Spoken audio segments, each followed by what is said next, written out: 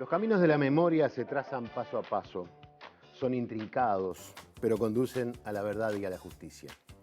Para recordar el rumbo vamos dejando marcas, bancos de cemento donde sentarnos a charlar, baldosas que señalan hogares donde fueron allanadas, una margarita, carteles con nombres, fotos en blanco y negro. Nuestras pisadas en silencio dejan lugar a las voces que recorren las imágenes. Cada nombre es una puntada en el pecho y cada presente engrandece la consigna de mantener viva la memoria de las y los desaparecidos por la dictadura. En la calle, en los barrios, en las casas, decimos presente y nunca más.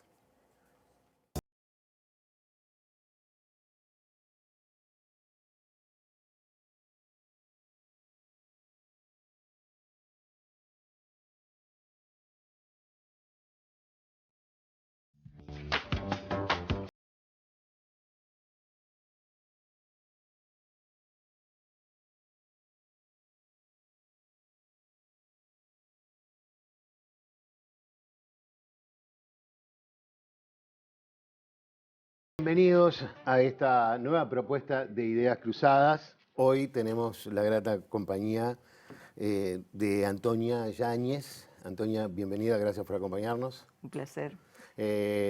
Integrante de distintas organizaciones que están rescatando la memoria, ¿podemos definirlo así? Sí. Ese es el tema. Bien. Y Benjamín Liberov, bueno, obviamente hijo de Manuel Liberov, desaparecido, bueno, y últimamente con responsabilidades políticas a nivel del último gobierno del Frente Amplio. Bienvenido, gracias por acompañarnos. No, gracias a ustedes por la invitación. Obviamente que estamos en el mes de la memoria y el tema que vamos a tratar hoy son temas vinculados a la memoria, temas vinculados a los derechos humanos. Ustedes son gente que tiene una trayectoria militante muy larga. ¿De dónde viene eso? ¿Viene de sus propias familias? ¿Vienen de sus inquietudes personales? Los escucho. Bueno, viene de la familia, sí, más allá de que la familia no era una, no participaba tan militantemente como después tuvimos que hacerlo nosotros, como nos fue tocando. Pero viene de la familia en el sentido de justicia y además, bueno, gallegos, emigrantes. Por más que eran muy jóvenes, es decir, en el 36 mi padre tenía 10 años, pero después la guerra y ese avasallamiento terrible que fue el franquismo dejó huellas tremendas y situaciones económicas tremendas. Y en la aldea de Lamas, a 20 kilómetros de Ferrol, allí en Coruña, vivir era una cosa muy difícil. Ah. Y la opción era integrarte a las Fuerzas Armadas o a la Marina. En ese lugar la Marina tenía un prestigio, digamos, a su nivel, en ese sentido. Y bueno, si no querías hacer eso, ser labrador, como dice el acta del documento, no era negocio. Y bueno, y ahí, y las cuestiones personales, porque he visto estos dos jóvenes que se vinieron a los 25 y a los 29, y con una hija ya de casi 5 años, y rápidamente, decir, yo veía, por ejemplo, la importancia que tenía el diario, ¿no? La actualidad del diario, y después me enteré que el diario lo iba a buscar en bicicleta 18 kilómetros, solo por leer un diario que no le iba a decir nada de lo que él quería saber, pero que le iba a permitir saber cómo estaban las cosas y tomar sus decisiones. Así que bueno, viene de ahí. Viene de ahí. En tu caso, obviamente, viene de paz, no sé si obviamente. No, o sea, creo que sí, Sí. de alguna manera. Mis abuelos son justamente de uno de los territorios que en estos momentos está azotado por una guerra. Acá, ahora le dicen Lviv, era el Lvov en aquella época, y también cuando la Segunda Guerra Mundial los nazis arrasaron el Lvov. Y en el año 13 se vinieron mi abuela y mi abuelo y se afincaron en el río Uruguay, siendo del mismo grupo de que forjó San Javier, pero del lado argentino, Concepción del Uruguay. Y papá era militante del Partido Comunista Argentino, mi madre es tucumana, de un pueblo llamado Moscas Norte. Y en el año 44, a Santiago, mi abuelo, el comisario de Concepción, le dijo, si Mañe no se va, tengo orden de venir a buscarlo. Con lo cual Mañe, Manuel, subió a Belén, cruzó en bote a Paysandú y desde entonces estuvo en el Uruguay, trabajó en el frigorífico Anglo, después bajamos. Por acá cerca, cuando se casaron, vivíamos en una pensión aquí en Médanos, no Barrio Zamorén. Claro. Teníamos 2 piezas allí y después en el año 52 nos fuimos a Camino Carrasco, de donde se conoce. Y papá, en el año 62 fue la primera vez que públicamente, ya con documento uruguayo y demás, postuló por la lista 1001 como candidato a edil. Y salí a hacer pegatina en el 62, o sea, con 12 años, y más bien a pintar columna, con lo cual cuando volví a casa tenían que meterme adentro de una ducha a los efectos de eso. Y ahí fue que me afilié a la Juventud Comunista. Papá se afilió después al partido. Ah, sí, fue después. O sea que efectivamente viene de ahí, pero de alguna manera él incorporó posteriormente. Bien, vamos a ver una foto que tenemos, una de las fotos que tenemos acá en este momento. ¿Cuál sos vos? Qué gracioso, ¿no? Esa línea. Ahora he pensado mucho en esta foto. En realidad yo busqué otra y no la encontré. Siempre pasa. Busqué una que estábamos en España y mi padre se venía y me tenía así en una foto de los 3.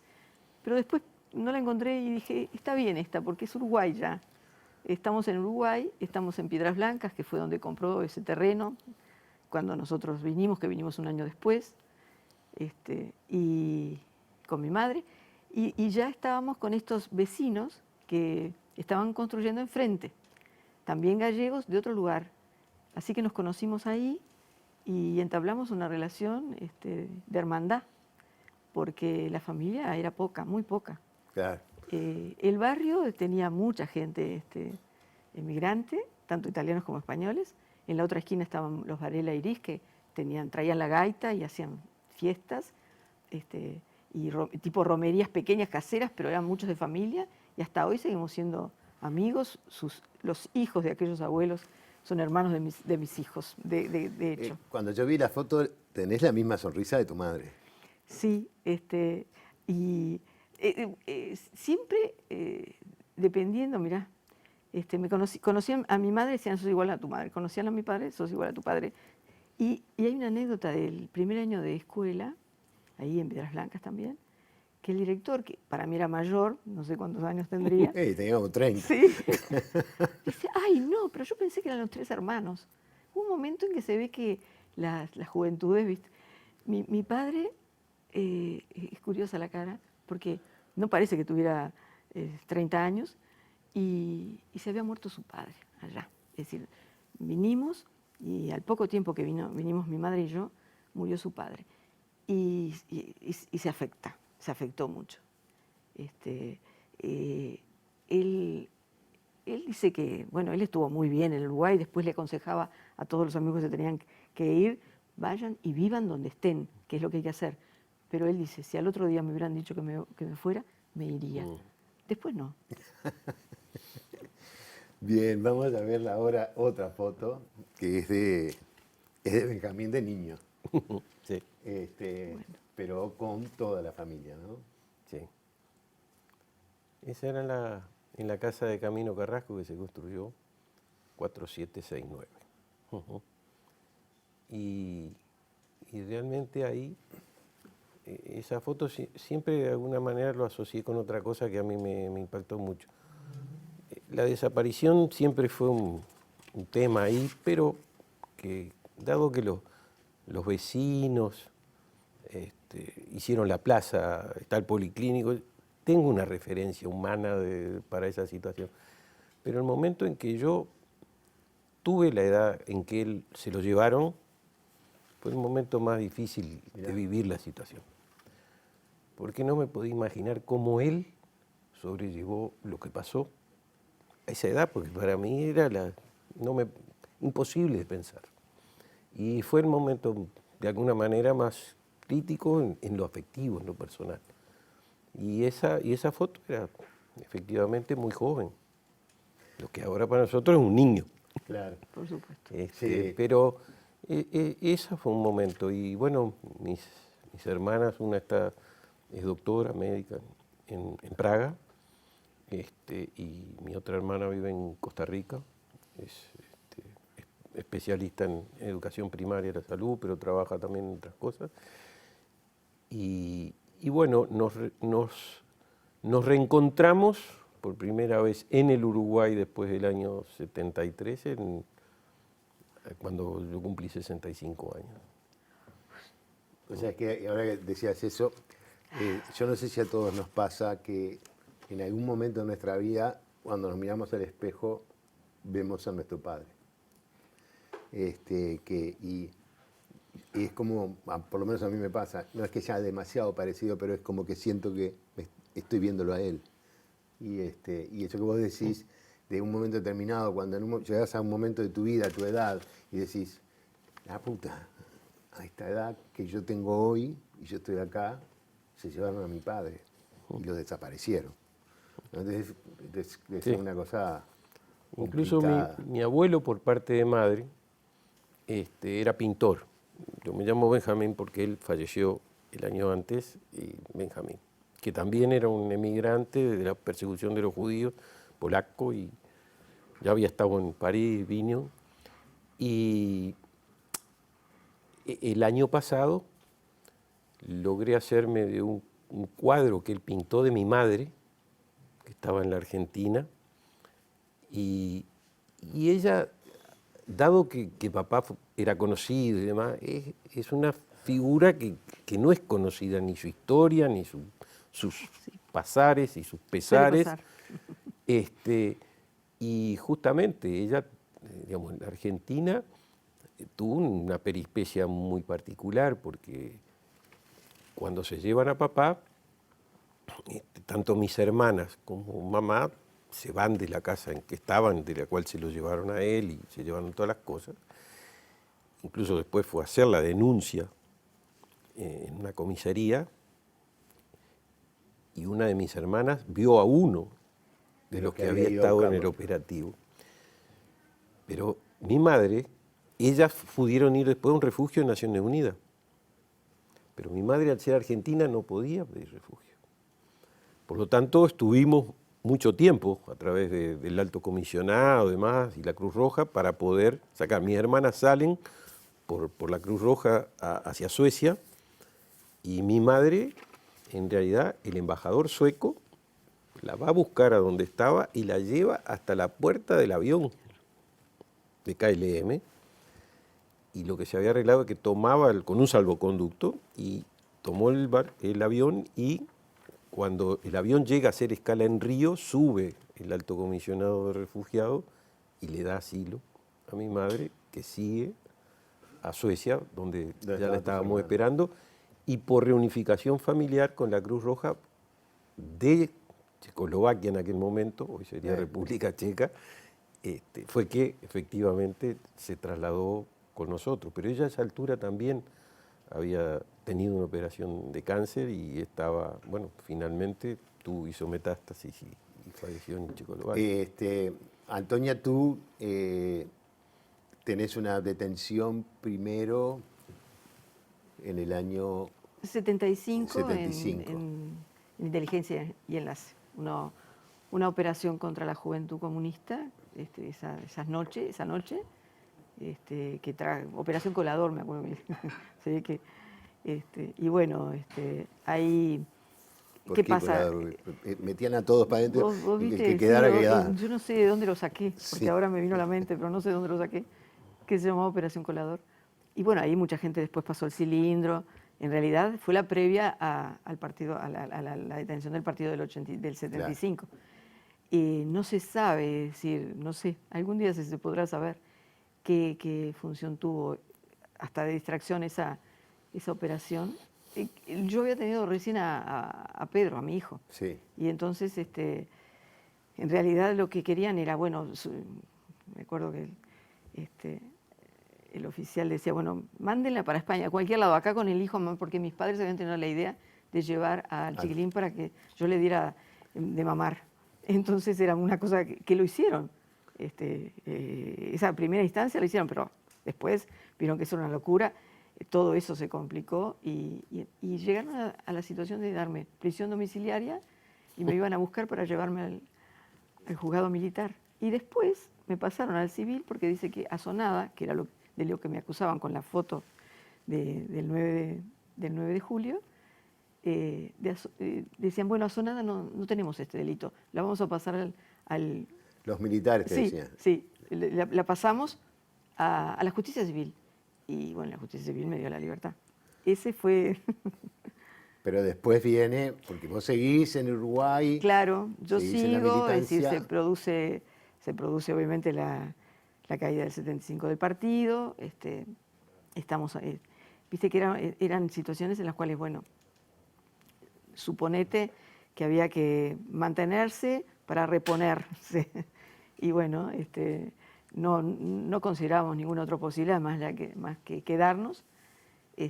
Teníamos un chiquilín chico y bueno, y así seguimos hasta el 77, que fíjate que es poco tiempo, pero fue un mundo Claro. en el que cae Pedro. Bueno, detienen a Pedro y... Pedro es tu Pedro, compañero. que era Pedro mi Julián. marido, exactamente. Y como soy gallega, digo mi marido. Está muy bien. Como diría mi madre. Y bueno, ahí se genera otra situación, porque claro, nosotros veníamos de una legalidad importante, ¿no? Es decir, yo, por ejemplo, a mí me sumariaron en la primera tanda porque había sido la dirigente del CEIPA y la secretaria general, entonces, claro, en la primera tanda de gente importante, también me sumariaron a mí. Entonces, era público, éramos Claro. públicos, éramos legales, y manteníamos el criterio de que había que mantener esa legalidad lo más posible. Era también una manera de resistir a la dictadura, hasta que se pudiera. Y bueno, en realidad quien iba a imponer las condiciones iban a ser los dictadores. Claro. Y bueno, si bien había pasado de todo antes del 75, es un poco esta idea de que el 75 marca una situación diferente, una cárcel prolongadísima, una tortura tipo Barrer, 600 personas que meten para adentro el 300 Carlos, que hoy es un sitio de memoria, recoge toda esa experiencia, ¿no? Pero vos después tenés una prisión larga, con una desaparición o Sí. de 6 meses. Yo sigo en la calle, Claro. es decir, yo sigo en la calle. Sigo y en realidad, bueno, me voy incorporando también a medida que la gente va cayendo. Vamos haciendo ese proceso.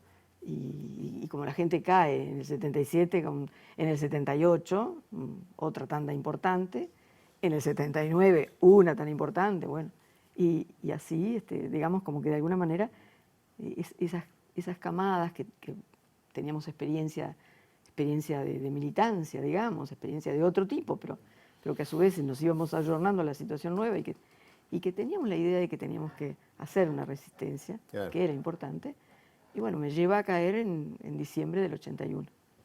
Esta caída ya en un marco de una caída larga que empieza en junio, mucha gente, en la tablada. Curiosamente, en la tablada, igual que la caída de Pedro en el 77, porque hubo otras en el medio de otros lugares. Y bueno, es así, tiene una desaparición larga. Esa es una medida de todas las cosas, es la medida de todas las cosas. Y bueno, finalmente... En el sentido de que lo que pasaste allí es lo que mide el resto de tu vida, Y sí. antes y después. Y sí, viste que, bueno, la elipsis es lo mío, pero en realidad... ¿Te cuesta hablar de eso? Bueno, yo digo que no, ¿viste? Pero ahora, te cuesta. No, digo que no, pero hablo a mi manera. Claro.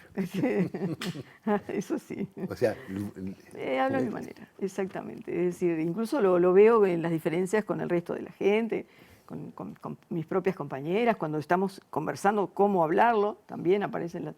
Pero bueno, no, pero debo tener un nivel de concreción importante porque estoy, de alguna manera, bueno, además del agradecimiento de estar acá, de alguna manera también siento que estamos representando a mucha gente, claro, ¿no? Por las distintas situaciones.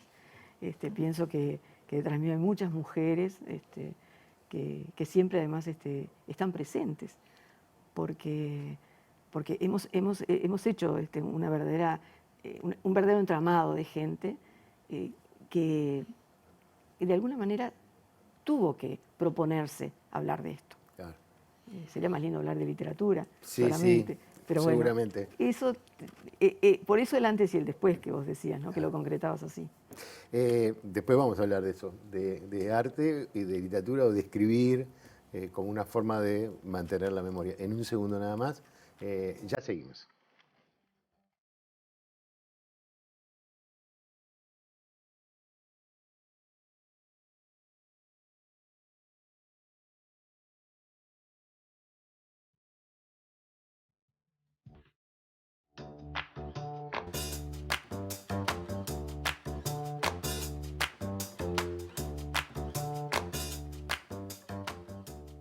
Bien, seguimos conversando en estas ideas cruzadas con Antonia Yáñez y con Benjamín Liderov. Antes de ir a la pausa, hablábamos un poco de escribir o no escribir, y vos hablaste de un entramado y de alguna manera eso que construyeron para escribir, para expresar, creo que se llama así, Sí. El taller. con Luis Massi, Sí, y donde tú participaste de un libro colectivo. sí, ¿Es sí. importante escribir para que quede en Sí. la memoria? Fue importante, fue muy importante. Fue muy importante escribir para mí, que no escribo, no era lo mismo. El trabajo con la literatura era en la docencia y más docencia, más chiquilines que literatura. Pero allí fue una experiencia muy interesante porque, entre otras cosas, el grupo que se armó y que se armó como más permanente, no había conversado nunca públicamente estas cosas. Y a veces entre ellos mismos y a veces entre las parejas, que las había, hijos y padres. Entonces, todo esto le dio al taller una fuerza increíble. Y bueno, y Luis Massi lo trabajó muy bien. Se vio en mil situaciones complejas porque de alguna manera afloraba todo, ¿no? Afloraba el recuerdo, afloraba el sentimiento, y hasta las vicisitudes posteriores de tener que afrontar la vida después de. Entonces, y bueno, y todo eso fue muy reconfortante.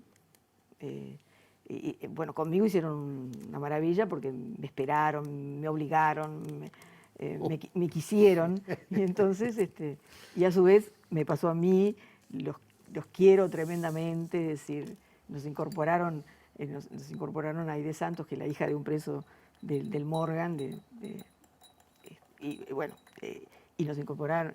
Ella trajo a Karina Tassino, la hija de Oscar, y bueno, y todo se armonizó y se dio. Y se trabajó muchísimo, pero salió una cosa muy interesante. Sí, pero además me imagino que aparte de la idea de transmitir, de sostener, también estaba lo propio, lo personal, la catarsis, Sí, ¿no? claro, Animarse a escribir de claro, repente. ahí es donde Luis nos agarraba así, nos manejaba, ¿no? Con respecto a, bueno, esto, cómo se puede expresar en palabras, ¿no? Y después, cuando lo expresábamos de manera extraña, cómo borramos, era la parte peor, cómo borramos y ordenamos, así. Y es un producto, ¿no? Sí, claro. Es un producto que además después una edición, trabajó el grupo fundamentalmente por una edición muy buena, muy Palleiro con esa lámina de la tapa del libro. Y bueno, y las presentaciones en muchas partes, ¿no? Es decir, la llegada del libro, Claro. que es algo que también llamó mucho la atención, y la repercusión y el audio que estábamos recogiendo.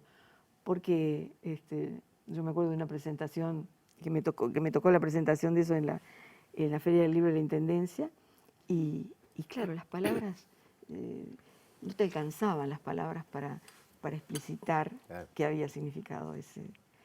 Y cuánto no dicho, yo qué sé, 20 años en un liceo trabajando, y bueno, y después que me jubilo, en realidad que entonces empiezo a tener más, en fin, trabajo sobre la memoria, empiezan mis compañeros a darse cuenta de todo lo que no se había conversado. Claro. De que Llevó mucho tiempo. Muchísimo Muchísimo tiempo. Yo leí, no me acuerdo, no sé si fue en Facebook o en algún lado lo leí, una carta que le escribís a tu padre, o le escribiste en ese momento, cuando se descubren que aquellos huesos que se habían encontrado eran de Bleier, y tú le escribís una carta a tu padre. También es como una... Supongo que sí, no sabría decirlo exactamente, Pero era una forma de tratar de compartir algo con lo que uno puede sentir y un reconocimiento por lo que él, mi vieja, son para mí. Y es lo que me salió, porque si me pongo a escribir, digamos, probablemente diga como Antonia, no es lo mío.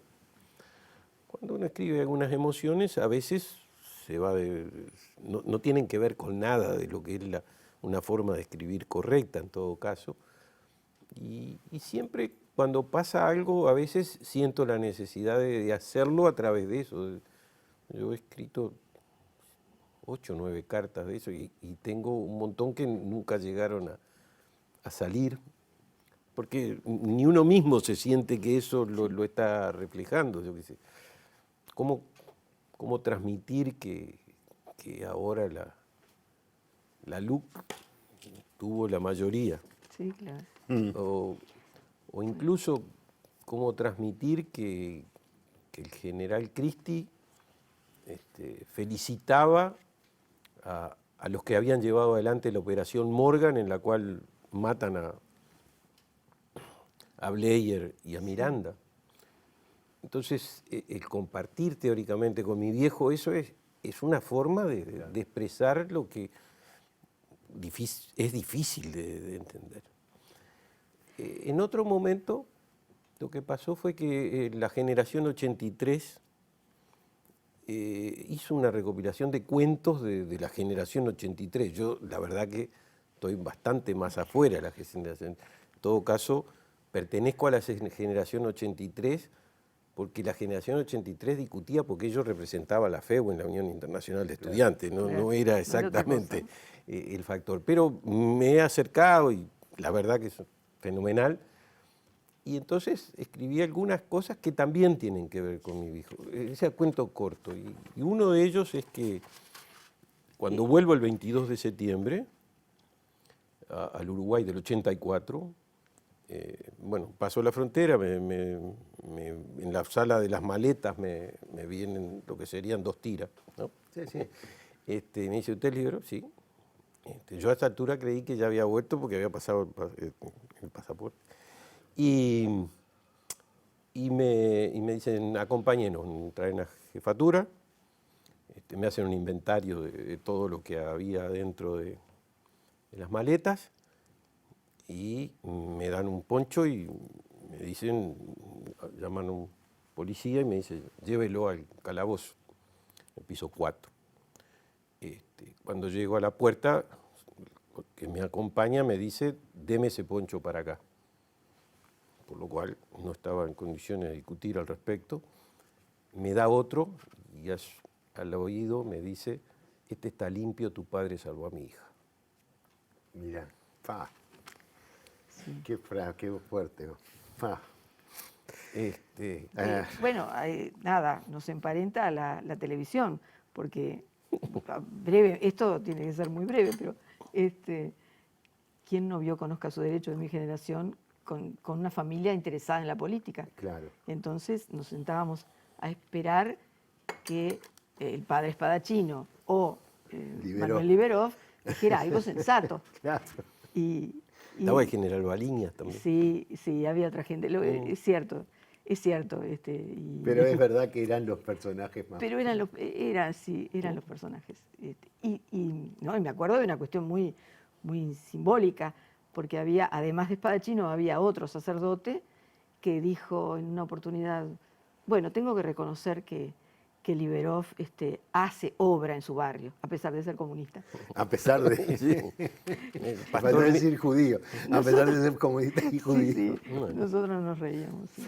Recién estábamos viendo, no sé si la podemos volver a ver, porque tú querías que la proyectáramos, la foto de Belela Herrera como parte de la campaña de Imágenes del Silencio, en la que tiene, ahí la tenemos, precisamente está llevando la imagen de tu padre, que tú pediste que la pusiera. Sí, yo creo que es una mujer que merece un enorme reconocimiento nacional y que haya tenido la posibilidad de llevar la foto de mi padre en esa campaña tan buena que hicieron un grupo de artistas, esa iniciativa. Creo que por lo menos era un reconocimiento que quería hacerle. Y está muy bien, porque hay que reconocer a la gente las cosas ¿cómo no? que hizo. Y ella También, fue una mujer... También, digamos, ha estado Tavares en esa foto Sí, y sí. tantos otros, pero bueno, claro. en este caso. No, pero además Belela, bueno, se ha convertido, ¿no? Se ha convertido realmente en una personalidad. Cuando uno, y en esa sensatez, en esa compañía, porque lo hace desde el llano, desde el sur, lo más modesto posible, y acompaña. A nosotros nos ha acompañado, nos acompañó en las marcas, en los actos de las marcas, siempre estaba Belela, siempre estaba para darte el abrazo. Y en el museo y en las denuncias de mujeres. Es decir, ha recorrido todo este camino con nosotras. Se nos va el tiempo, pero yo igual, por lo menos vamos a hablar un poco del proyecto Memorias de la Resistencia, ¿no? Bueno. De las marcas claro. de la memoria. Nosotros en realidad, el proyecto Memoria de la Resistencia fue el que abrió ciertas puertas, el que se instauró en la calle, el que llevó 4 años de discusión en la Junta, pero después se aprobó por unanimidad y entonces allí estaban todos los partidos reconociendo una situación de esos 29 lugares, porque fue así. Y entonces, bueno, la ANEP lo toma, los profesores lo necesitan como un instrumento, es un recorrido posible desde el 73. El grupo tomó 73-85. Quedaron obviamente 1000 cosas afuera de antes y quedaron 1000 cosas de ese mismo periodo. Pero es una base de trabajo. Pero eso fue algo que abrió la puerta, porque en el 10 se aprobó en la Junta, en el 13 se implementó en la ciudad. Y ya como quien realmente da lugar y se generan otros espacios, nosotros ya empezamos, no solamente que el museo, que existió desde el 2007, y fue un elemento importantísimo para también abrir otras puertas, y esas puertas se abrieron, por ejemplo, con la Ley de Sitios de Memoria, que se aprobó en el 18. Entonces, grupos de los sitios, porque nosotros no estábamos concibiendo los lugares, como de pronto otros países, como la Argentina, por ejemplo, el más cercano, concibiendo lugares que de alguna manera hablaran por sí solos de lo que había pasado. Son testimonios. Y hoy está muy de boga esto porque han pasado situaciones concretas, pero yo lo que digo es, costó muchísimo trabajo, de pronto, apoyo de Memoria Abierta de los argentinos, por ejemplo, que venían, hacían talleres con nosotros explicándonos su proceso y nosotros medio desesperados de que cuando se fueran quedáramos otra vez sin poder concluir las expectativas. Pero se aprobó la ley en el 18 de Ley de Sitios y desde ahí en adelante tenemos una comisión honoraria de sitios que recibe pedidos, que estructura, que apoya. Hemos obtenido un primer presupuesto mínimo, son cosas mínimas. Hemos hecho desde ese presupuesto, que son fondos concursables que se aprueban, como está esto bajo la órbita de los derechos de la Institución de Derechos Humanos, se aprueba en el Parlamento. Y bueno, y hemos dividido en 3 lo que nos han dado, 1,5 millones, por año, hemos dividido en 3, que son los sitios que se presentaron. Se presentó el sitio del 300 Carlos, que es el galpón número 4 en el Servicio de Armamento del Ejército. Se presentó la Tablada y se presentó el ex-GEOR. El ex-GEOR y el 300 Carlos ponen ahora el 19, hay una nueva, digamos, un nuevo replanteo de poner en línea, en virtualidad, el 300 Carlos. Y la Tablada hizo una cuestión distinta, que fue, bueno, poner allí una muestra de lo que es el lugar de la Tablada, que es un lugar tremendo, muy importante, histórico, patrimonio nacional. ¿Qué fue esa historia de ese lugar desde los comienzos hasta ahora? Tomando la historia de la Tablada en sí misma, la industria, tomando la cárcel clandestina del 77 al 84 y tomando después las cárceles de adolescentes y de adultos que también pasaron por ahí. Ella hablaba un poco allí de las cosas que se fueron consiguiendo. ¿Hay políticas de memoria? ¿Existen? ¿Faltan? ¿Qué debería haber? Bueno, lo primero que incluso... No te quiero poner en la obligación, pero... digo... Perfecto, si vine no me están poniendo. Incluso en su momento, cuando empezó esto, incluso acordamos un tour de visita en la ciudad de todas estas marcas de la memoria, y se hicieron algunos con buses comunes en un 27 de junio, sí. Y hay un folleto que se hizo de poner en valor. Esto no es nada original, la gente va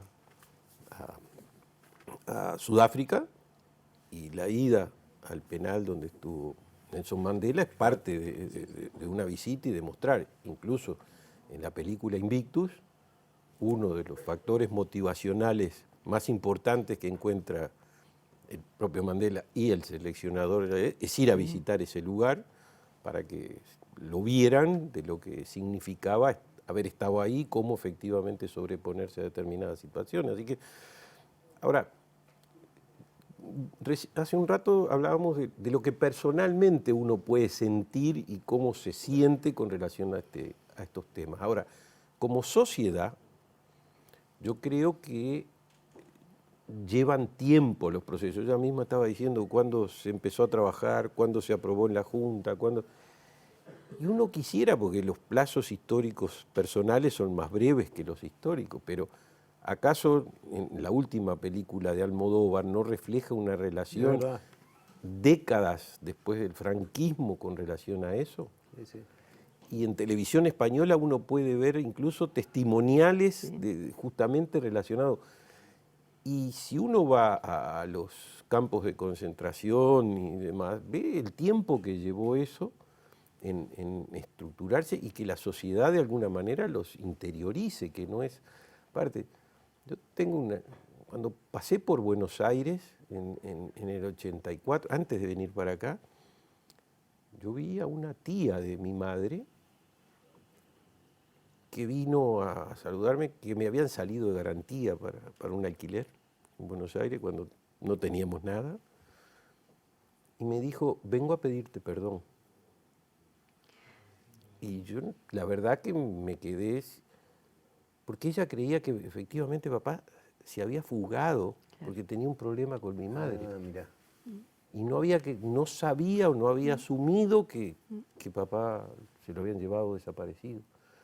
Entonces, ese episodio también marca que en las sociedades hay mucha cosa que tiene que ver con eso. Bueno, y el negacionismo es una razón política. No, pero a veces ¿no? Desconocimiento también por Sí, la sí. no existencia de programas. Claro, no, me refiero al negacionismo en el sentido de que niega el Estado y bueno, y la difusión es menor y las palabras quedan perdidas y la prensa no te toma.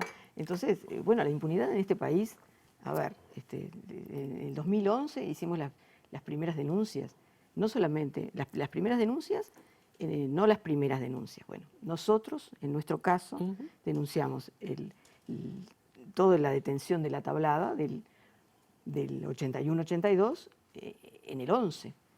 Allí también se hizo, después de un trabajo, la denuncia de las mujeres. Las mujeres denunciantes, que en realidad no era solo las mujeres denunciantes, sino que era también tomar el tema de las violaciones específicas, sexuales, acometidas con las mujeres, que además comprobamos que era una cuestión sistemática desde el 72 hasta el 84. Es decir, que por eso se convierte realmente en una situación lesiva de humanidad, porque son planes concebidos para esto. Entonces, ¿por qué en 2011 recién, no? Y aún después del 2011, la sentencia Hellman, ¿cómo se cumple? ¿Qué parte y qué no se cumple aún? Es un debe. Ahora mismo estamos viendo qué significa. Bueno, si el Estado apoya, es una condición o es una garantía. Si tenés que hacerlo desde las asociaciones civiles, formando una comisión, reuniéndote, buscando, bueno, es más lento. Claro. Es cierto, no tenés ese compromiso, podrías realmente no tener el compromiso del Estado, pero es una constitución muy deficitaria. Pero en estos días incluso se presentó un libro sobre el caso Roslik. Es verdad. Sí. Y las condiciones, efectivamente, y el rol que jugaron los médicos forenses en determinado momento, y ahí un reconocimiento a Hugo Rodríguez, que ha trabajado enormemente en cuanto a eso, donde incluso alguien que votó la ley de impunidad y la promovió, estaba en la presentación del libro, ¿no? Tranquilamente, ¿no? Y reconociendo la importancia que tenía eso y cómo fue el proceso de salida de la dictadura. Pero ahí está el caso Roslik y lo que costó que el caso que Juancito Randonea impulsó con Nidia Zabalzagaray. Bueno, sí, eso marcó, que en realidad ella fue la que me dio el dinero, a mí y al doctor Pérez Pérez, porque ella era responsable de finanzas del sector, claro. Porque no había dinero en la universidad cuando tuvimos que ir al 55 aniversario del Manifiesto de Córdoba, citado por la Universidad de Buenos Aires, y el boleto lo pagó, se pagó en esa condición y ella fue la que... Hacemos una pausa y seguimos, porque ya siguen poniendo cosas arriba de la mesa que disparan muchas cosas más, pero bueno, como dicen, no tenemos mucho más tiempo. Ya seguimos.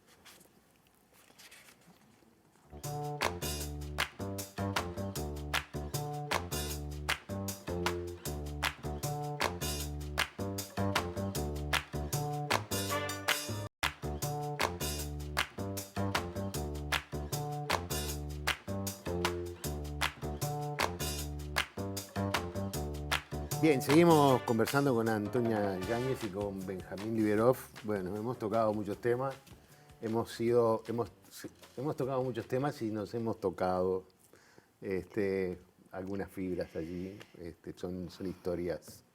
Pero está muy bueno, porque yo creo que en la medida que las hablamos, las exteriorizamos, no solamente las transmitimos hacia afuera, que es necesario que se sepan, sino que también nos ayuda, ¿no? A todos. Pero los voy a llamar un poco a la política, porque en el medio de toda esta situación, en este mes de mayo, el mes de la memoria, donde además aprovecho para comentarles que en TV y Ciudad se están haciendo trabajos extraordinarios sobre el mes de la memoria, aparece, bueno, un partido militar que empieza a desarrollarse en el país, que aparecen ideas de que no solamente tenemos nuestros desaparecidos y aquellos que murieron, sino que hay otros, ¿no? Como fue algún intento de conseguir que hubiese una reivindicación de aquellos que murieron enfrentando al terrorismo, como lo han hecho por llamar.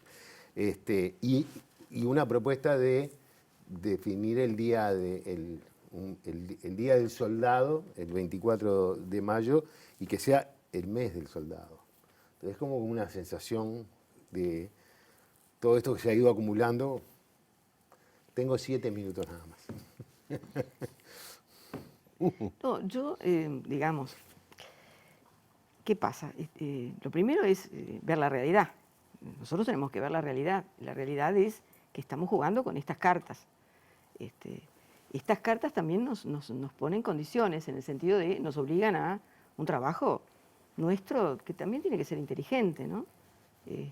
Nosotros tenemos que mantener la idea de que hubo compromisos en este gobierno con respecto a los desaparecidos, con respecto a los sitios de memoria, y eso se tiene que respetar. Entonces, no hacemos una bolsa común, sino que establecemos todas las diferencias que sean necesarias para que justamente los compromisos se respeten. Yo el otro día presencié en la Sala Mayolo, lo digo rapidito, el funcionamiento de la comisión, o de la comisión que funcionó en Ginebra estos días acerca de el Comité contra la Tortura. Sí. Y allí, bueno, fueron varios uruguayos del gobierno e informes alternativos. Entre ellos el de las mujeres denunciantes, que por eso estábamos nosotros allí también. Todo esto significó ver, por ejemplo, decir al gobierno uruguayo allí, en varias oportunidades, porque el relator lo planteó y la correlatora también planteó sus dudas y sus preguntas incisivas al gobierno uruguayo, y entonces tenían que responder que el planteo de la prisión domiciliaria no era un planteo del Ejecutivo. Es decir, eso se tuvo que decir 2 veces por parte de la vicecanciller. Es decir, digo esto porque para decir que no solamente es el fenómeno de Entrecasa, hay un concierto internacional que está observando, y no en vano llegó a Cancillería, salió de allí la idea de que iba a ser muy perjudicial romper esta manera, digamos, que se ha dado el país de funcionar, sí, respetando en algún sentido los tratados internacionales. Entonces, bueno, esa es una línea de trabajo. El fenómeno esto del soldado, yo escuché al ministro, dice que hasta podría cambiarlo, porque su idea es que no quiere vulnerar una situación, claro, y que hay un decreto y estas cosas. Pero creo que deberíamos lograr una situación diferente, sí. Sí, yo creo que sí, que suena mal. Y no es un problema de atacar al soldado uruguayo, claro, ¿no? Porque el soldado uruguayo, podríamos decir muchas cosas, incluso quienes estuvimos en sitios de tortura, podríamos decir muchas cosas de ciertos soldados uruguayos. Y podríamos hablar de militares comprometidos por las defensas de las libertades, podríamos hablar de muchas cosas, pero ¿qué pasa? El soldado, además se dice que el que cobra menos, que el que es menos, que el que está... Nosotros eso no es lo que queremos, naturalmente. Pero no es así que vamos a homenajear al soldado uruguayo, en esta aparente contradicción. Claro, poniéndola como una contraposición prácticamente hacia el otro. Yo recuerdo un día, estando en el cilindro, que vino uno de los custodias y nos dijo que tenía un problema muy serio. Era que su esposa estaba por tener familia, necesitaba donadores de sangre y no había encontrado en el hospital militar en ese momento y policial condiciones para las transfusiones que eran necesarias. Y se hizo una lista entre los presos y se donó sangre para la esposa del custodio. Por lo tanto, no es un problema del soldado aquí, es un sofisma en realidad lo que se está poniendo arriba de la mesa. Ahora, tal cual dice Antonia, yo creo que es un desafío también a la sociedad y que en todo caso, el 20 de mayo, yo no sé hasta dónde hemos calibrado, evaluamos el cambio que tuvo con la pandemia en la sociedad uruguaya. Porque si bien las marchas del silencio siempre han sido muy grandes, particularmente motivadoras por el volumen de juventud que participa, que quiere decir que a la sociedad uruguaya no le es indiferente el tema de los derechos humanos, la pandemia lo puso a nivel nacional y generó condiciones incluso hasta para la expresión ciudadana más amplia. Y yo creo que ahora, más allá de que vuelve a ser, esa enseñanza existe. Entonces, eso es lo que está en la sociedad uruguaya. Es más, estos días se está recordando los 50 años de los mártires de la seccional 20 del Partido Comunista.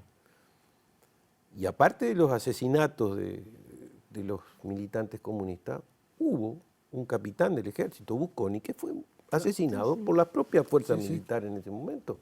Y es tan víctima como también lo fueron los militantes desde ese punto de vista.